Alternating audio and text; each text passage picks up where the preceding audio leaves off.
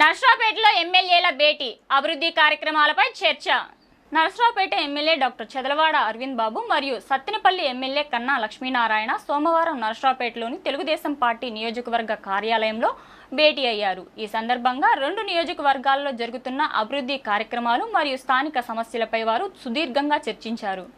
Sattenapalli MLA Kanna Lakshminarayana నర్సరావుపేటలోని Ramachandra brothers mega furniture showroom ప్రారంభోత్సవ కార్యక్రమానికి హాజరయ్యేందుకు వచ్చిన సందర్భంలో స్థానిక ఎమ్మెల్యే డాక్టర్ చదలవాడ అరవింద్ బాబును కలిసేందుకు గాను తెలుగుదేశం పార్టీ కార్యాలయానికి విచ్చేశారు.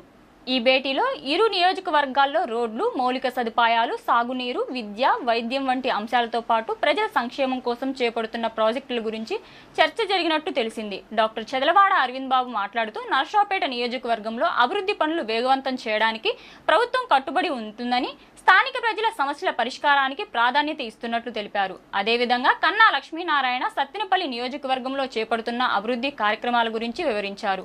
ఈ భేటీలో పలు ఆసక్తికర అంశాలు కూడా చర్చకు వచ్చినట్లు సమాచారం. స్థానిక తెలుగుదేశం పార్టీ నాయకులు, కార్యకర్తలు ఈ భేటీకి హాజరై రెండు నియోజకవర్గాల మధ్య సమన్వయంతో అభివృద్ధి పనులు మరింత పటిష్టం చేయాలని సూచించారు.